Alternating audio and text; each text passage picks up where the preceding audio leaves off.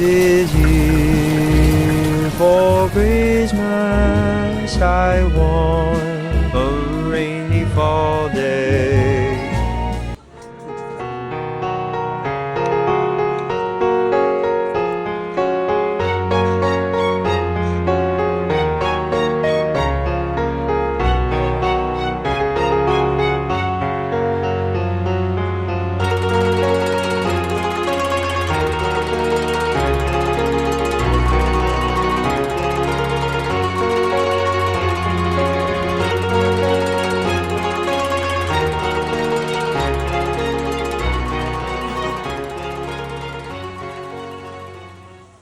On a rainy day, a spicy fish cake soup is truly comforting.